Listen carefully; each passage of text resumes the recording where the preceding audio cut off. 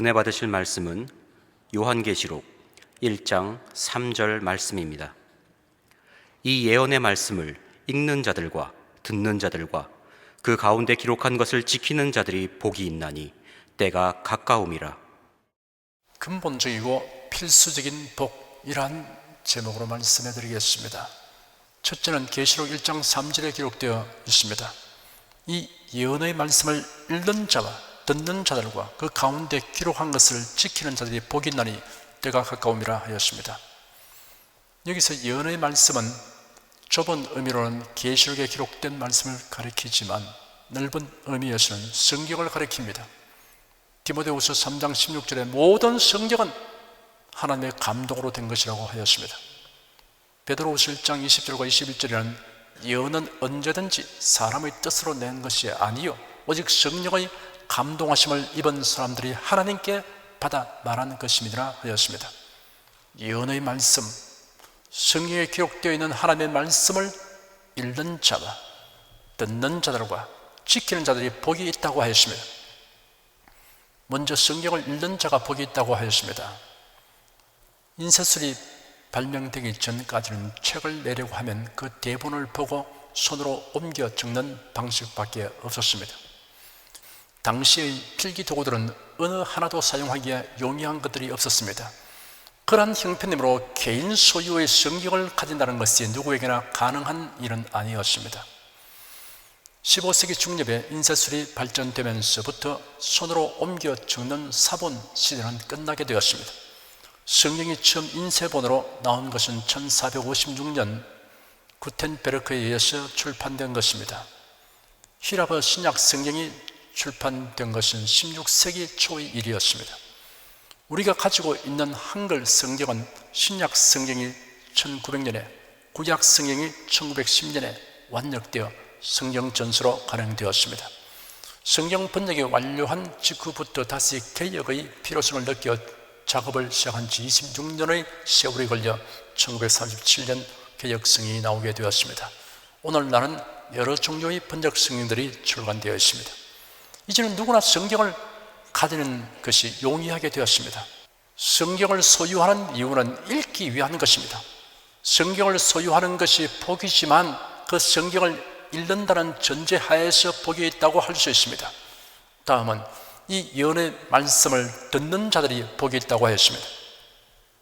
앞에서 설명한 대로 개인 성경을 가지기 어려웠던 옛 시대에는 유대인의 회당에서나 교회에서 회중을 대표하여 성경을 낭독하는 사람이 있었습니다.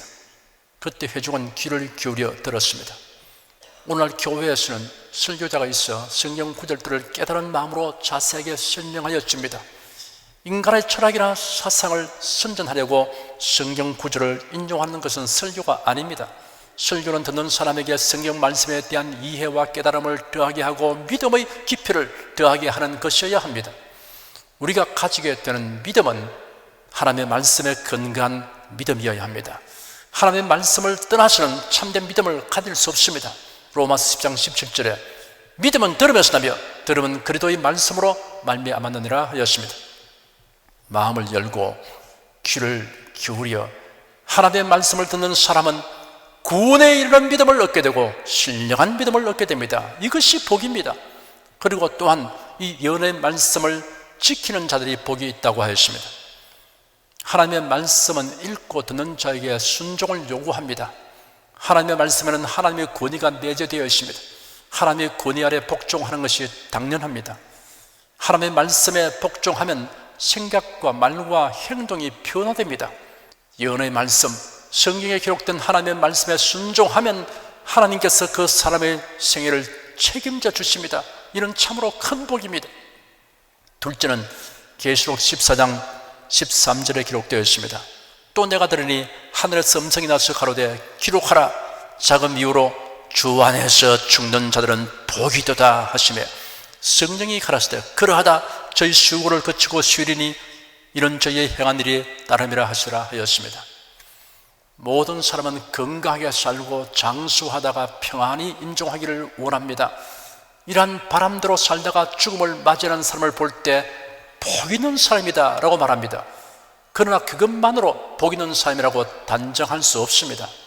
죽음에 관해서는 연령이나 장소나 원인은 사실 그렇게 중대한 것이 아닙니다. 복된 죽음이냐 불행한 죽음이냐를 판가름하는 것은 주 안에서의 죽음이냐 주 밖에서의 죽음이냐에 달려 있습니다. 주 안에서의 죽음이란 무슨 뜻을 가지고 있습니까? 본문에 두 가지를 말씀했습니다. 먼저 저희 수고를 거치고 쉬리니라고 하였습니다. 성도의 죽음은 영원한 안식으로 들어가는 관문입니다. 예수께서 말씀하시기를 수고하고 무거운 짐진 자들아 다 내게로 오라 내가 너희를 쉬게 하리라 하였습니다. 예수님은 주님을 믿고 영접한 자에게 세상에 주는 것과는 다른 기쁨과 평안을 주시며 마음의 쉼을 얻게 해주십니다. 그리고 궁극적으로는 죽음 건너편에서 영원한 안식을 얻게 하여 주십니다. 육신을 입고 살아갈 때 겪게 되는 온갖 갈등과 곤란과 고통을 완전히 벗어버리게 하여 주십니다. 사도 바울은 말하기를 만일 땅에 있는 우리의 장막집이 무너지면 하나님께서 지으신 집 곧 손으로 지은 것이 아니요 하늘에 있는 영원한 집이 우리에게 있는 줄 아나니 이 장막에 있는 우리가 짐진 것 같이 단식하는 것은 벗고자 함이 아니요 오직 덧입고자 함이니 죽을 것이 생명에게 삼킨 바 되게 하려 함이라 하였습니다. 다음은 저희의 행한 일이 따름이라 하였습니다. 우리가 이 세상에 사는 동안 주의 일에 힘쓰고 수고한 대로 칭찬과 상급을 받게 된다는 말씀입니다. 고린도전서 15장 58절에 그러므로 내 사랑하는 형제들아 견고하며 흔들리지 말며 항상 주의 일에 더욱 힘쓰는 자들이 되라. 이런 너희 수고가 주 안에서 헛되지 않은 줄을 알미라 하였습니다. 세상에 사는 동안 아무리 호의호식하고 화려하게 살며 와석종신하여도 주 안에서 살지 못한 사람에게는 죽음이 돌이킬 수 없는 고통과 절망으로 들어가는 문이 되고 맙니다. 그러나 예수 그리스도를 믿고 섬기며 살다가 죽는 사람, 주 안에서 죽음을 맞이하는 사람은 누구나 복이 있습니다. 주 안에 있는 사람에게 죽음이란 영원한 안식으로 인도하며 칭찬과 상을 주는 주님 앞으로 나아가는 과정에 불과하기 때문입니다. 셋째는 계시록 16장 15절에 기록되어 있습니다. 보라 내가 도적같이 오리니 누구든지 깨어 자기 옷을 지켜 벌거벗고 다니지 아니하며 자기의 부끄러움을 보지 아니하는 자가 복이도다 하였습니다. 동화작가 안데르센의 황제의 새로운 옷이란 동화가 생각납니다. 우리에게 익숙한 제목은 벌거벗은 임금님입니다. 옛날에 나라 일을 하기보다 새로운 옷에 관심이 더 많은 임금이 살고 있었습니다. 새롭고 화려한 옷을 무척 좋아하였습니다. 심술구전 제단사 두 사람이 그 소문을 듣고 임금님을 찾아왔습니다. 우리는 특별한 옷을 만드는 재주가 있습니다. 마음씨가 나쁜 사람이라 바보에게는 보이지 않고 착한 사람들에게만 보이는 옷이랍니다 라고 그 두 사람이 말했습니다. 그들의 이야기는 임금님의 호기심을 끌기에 충분했습니다. 신기하고 놀라운 옷이구나. 그 옷을 내가 입기 원하니 어서 만들도록 하여라. 임금님은 많은 돈을 주면서 옷을 만들라고 하였습니다. 시간이 흘렀어. 임금님은 신하들에게 지시하기를 제단사들이 작업하는 현장에 가서 보고 오라고 하였습니다. 신하들이 제단사들이 작업하는 곳에 가보았더니 열심히 일을 하는 것 같은데 만든다는 옷은 보이지 않았습니다. 옷을 만드는 신용을 하던 제단사들이 임금의 신하들에게 어떻습니까? 지금 만들고 있는 옷의 색깔과 무늬와 모양이 참 아름답지 않습니까? 라고 물었습니다. 신하들은 난감하였지만 만일 옷이 보이지 않는다고 하면 마음씨가 나쁘고 바보라는 소리를 듣게 될까 보아서 대답하기를 오, 과연 아름답고 훌륭한 옷이군요 하였습니다. 신하들은 임금에게로 가서 입이 닳도록 그 옷에 대하여 칭찬했습니다. 그러자 임금님은 속히 그 옷을 입고 싶었습니다. 그래서 직접 그 옷을 버리고 옷을 만들고 있는 곳으로 갔습니다. 심술쟁이 제단사들은 즉시 임금님에게 수다를 떨었습니다. 임금님을 위해 정성을 다해 만들었습니다. 이보다 더 색깔이 곱고 훌륭한 옷은 세상에 없을 것입니다. 임금이 눈을 크게 더 살펴도 옷이 보이지 않았지만 신하들이 그 옷을 보았다고 했으니 자기만 안 보인다고 하면 마음씨가 나쁘고 바보라고 여김 바를 것을 생각하였습니다. 그래서 임금님도 시치미를 떼고 과연 자네들은 옷 만드는 기술이 뛰어나구나, 큰 상을 줄 테니 어서 옷을 완성하여라 하였습니다. 그 새 옷을 입고 경축 행사장에 행차하기로 광고가 되어 있었습니다. 경축 행사날에 제단사들은 임금님에게 임금님, 이것은 바지고 이것은 저고리입니다 하면서 옷을 입히는 신용을 하였습니다. 임금님도 거기에 장단 맞춰 옷을 입는 신용을 했습니다. 옷이 너무 가벼워서 입은 것 같지 않구나 라고 임금님이 말했습니다. 경축 행사에 참석한 사람들은 세상에서 가장 훌륭한 제단사들이 만든 아름다운 옷을 보고 싶었습니다. 더욱이 마음씨가 나쁜, 그리고 바보에게는 보이지 않는 신기한 옷을 입은 임금님을 보고 싶었습니다. 드디어 임금님이 등장하자 사람들은 당혹하였습니다. 하지만 모두 옷을 보는 것처럼 표정 관리를 하느라고 애썼습니다. 바보 취급받고 싶지 않았기 때문입니다. 마음씨 나쁜 사람으로 취급되고 싶지 않았기 때문입니다. 그런데 한 어린이가 소리 질렀습니다. 야, 임금님이 벌거벗고 행차하신다. 그 다음이 어떻게 되었을 것인가는 여러분의 상상에 맡기겠습니다.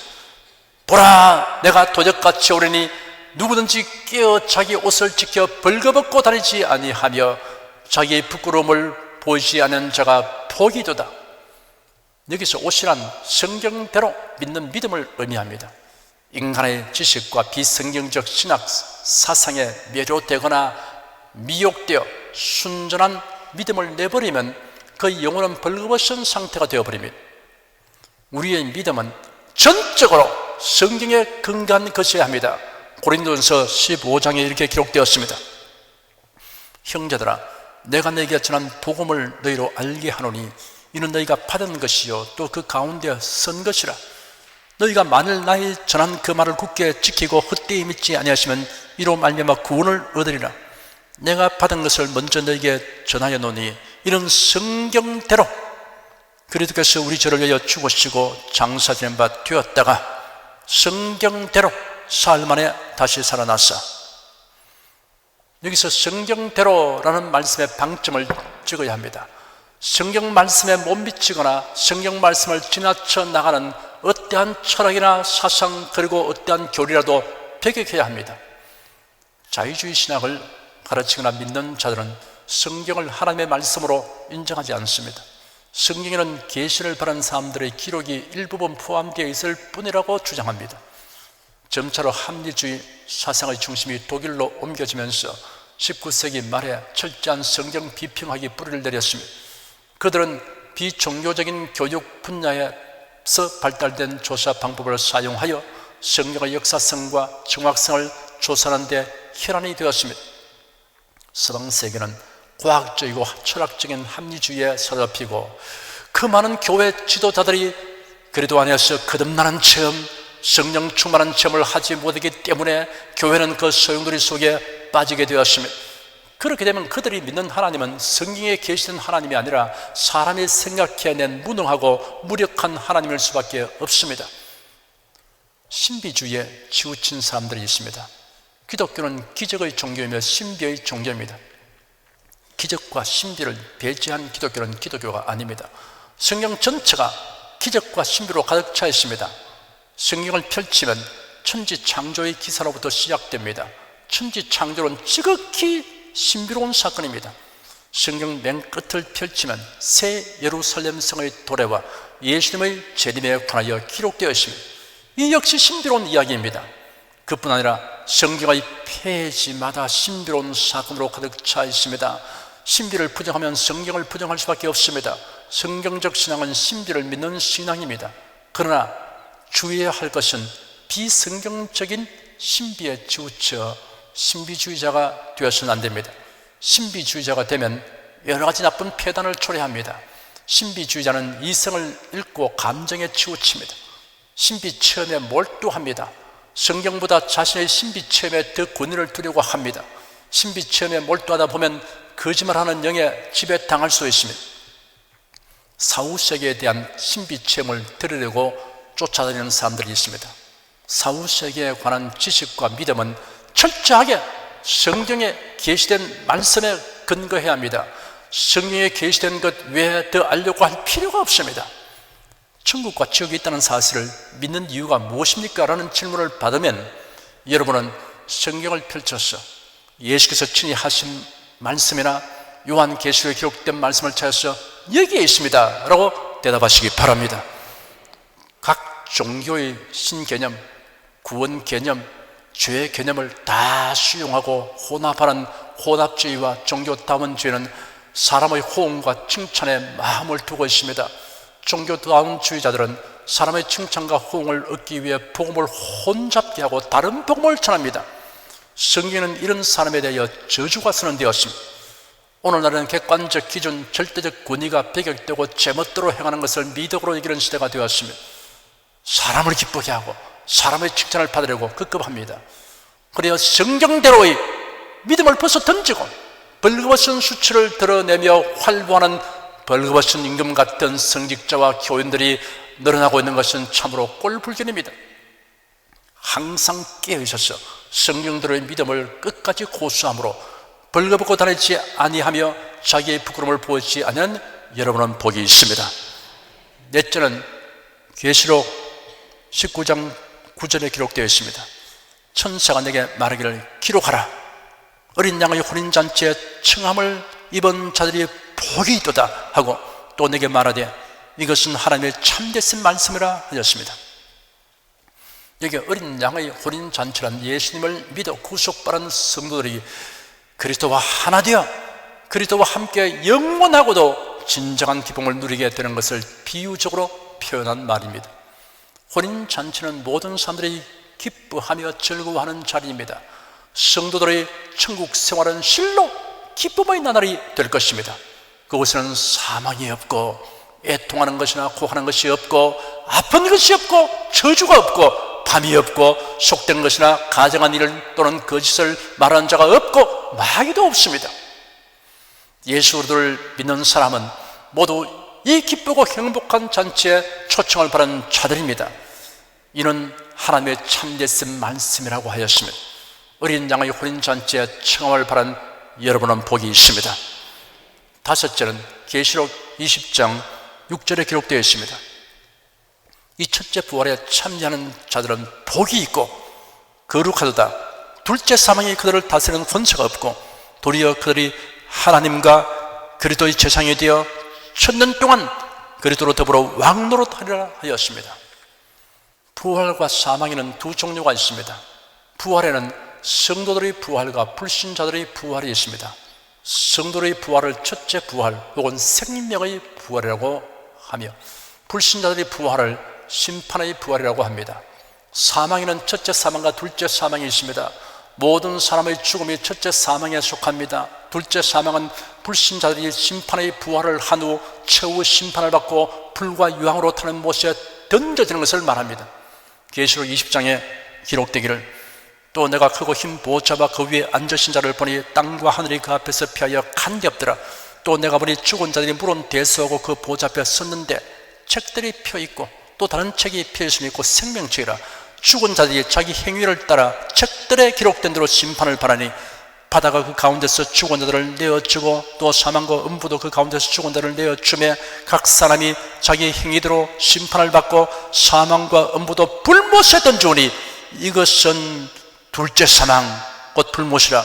누구든지 생명책에 기록되지 못한 자는 불못에 던져오더라 하였습니다. 첫째 부활에 참여하는 자들의 복을 두 가지 기록하였습니다. 그 중에 하나는 둘째 사망이 그들을 다스리는 권세가 없다고 하였습니다. 심판을 받아 불못에 던져지게 될 염려를 할 필요가 전혀 없습니다. 다른 하나는 그들이 하나님과 그리스도의 제사장이 되어 1000년 동안 그리스도로 더불어 왕노릇하리라 하였습니다. 구약시대의 제사장은 성전에서 봉사하면서 하나님께 직접적으로 교제하는 자들이었습니다. 이와 같이 첫째 부활에 참여한 자들은 직접 하나님 앞에 나아가 하나님의 임재를 누리며 교제를 나누게 될 것입니다. 그리고 왕권을 소유하여 그리스도와 더불어 1000년 동안 통치하게 될 것입니다. 성도는 첫째 부활에 참여하게 될 것이므로 복이 있습니다. 여섯째는 계시록 22장 14절에 기록되어 있습니다. 그 두루마기를 빠는 자들은 복이 있으니 이는 저희가 생명나무에 나아가며 문들을 통하여 성에 들어갈 권세를 얻으려 함이로다 하였습니다. 여기에 말씀하는 두루마기는 예수 그리스도로 말미암아 얻게 되는 의로움과 성결함을 의미합니다. 어떠한 인위적인 방법으로도 죄인이 의롭게 될 수 없습니다. 인위적 행위는 마치 검은 석탄을 물로 씻어 희게 하려는 것과 같아서 오히려 주위를 더럽히게 할 뿐입니다. 우리 죄를 정결케 씻는 길은 오직 하나입니다. 우리 죄를 대신 담당하여 십자가에 못 박히신 예수 그리스도의 흘리신 피로서 정결케 되는 길뿐입니다. 계시록 7장에 보면 매우 감동적인 장면이 기록되어 있습니다. 이 일 후에 내가 보니 각 나라와 족속과 백성과 방언에서 아무라도 셀 수 없는 큰 무리가 흰 옷을 입고 손에 종려가지를 들고 보좌 앞과 어린 양 앞에 서서 큰 소리로 외쳐가로되 구원하심이 보좌에 앉으신 우리 하나님과 어린 양에게 있도다 하니 모든 천사가 보좌와 장로들과 내 생물의 주위에 섰다가 보좌 앞에 엎드려 얼굴을 대고 하나님께 경배하여 가로되 아멘. 찬송과 영광과 지혜와 감사와 존귀와 능력과 힘이 우리 하나님께 세시도록 있을지로다 아멘 하더라. 장로 중에 하나가 이 장면을 보고 있는 사도 요한에게 이 흰옷 입은 자들이 누구며 또 어디서 왔느냐 하였습니다. 사도 요한이 대답하기를 내 주여 당신이 알리다 하니 그가 말하기를 이런 큰 환난에서 나오는 자들인데 어린 양의 피에 그 옷을 씻어 희게 하였느니라 하였습니다. 성도는 어린 양이신 예수 그리스도의 보배로운 피로 씻음받아 의롭게 된 자들입니다. 고린도서 1장에 성도들을 향하여 너희는 하나님께로부터 나서 그래도 예수 안에 있고 예수는 하나님께로서 나와서 우리에게 지혜와 의로움과 거룩함과 구속함이 되셨으니라고 하였습니다. 우리는 철두철미 예수 그리스도의 대속의 은혜 보혈의 능력을 의지해야 합니다. 예수로 말미암는 의의 옷을 입은 자들은 새 예루살렘 성의 진주문을 통하여 생명나무가 있는 성 안으로 들어가게 될 것입니다. 예수 그리스도께서 흘리신 대속의 보혈로 씻은 바라 의의 옷을 입은 여러분은 복이 있습니다. 저는 이 시간 여러분에게 요한계시록에 복이 있도다라고 명시되어 있는 구절들을 가지고 근본적이며 필수적인 복 6가지를 말씀드렸습니다. 지금 이 설교를 들으시는 모든 분이 이러한 복을 바른 성도로서 주 하나님께 찬양드리고 기뻐하고 감사하면서 살아가시기를 축복합니다. 기도하겠습니다. 오늘도 주께서 우리를 사랑하시고 동서성에서 불러 모아주니 감사합니다. 하나님 말씀 듣고 지식과 지혜를 얻게 됐음을 되게 하여 주심을 감사합니다. 사람을 살면서 다 복 있는 삶 되기를 갈망하지만 복에 대한 정의를 바로 내리지 못하고 있으며 기껏해야 육신적인 안락 이상 더 이상 알지 못합니다. 우리가 그래도 예수 안에서 하나님이 우리에게 주시는 복이 얼마나 놀랍고 위대한 것을 알게 하시니 감사합니다. 이 근본적이고 또 필수적인 복을 다 받았다는 사실을 생각하며 우리 온 손에 기쁨이 넘치게 도와주시옵시고 늘 감사하며 살게 하여 주시옵소서. 더 많은 사람이 이러한 복을 받도록 하기 위해서 저리 애써서 복음을 전파하는 자가 되게 하여 주시옵소서. 예수 그리스도의 이름으로 기도드립니다. 아멘.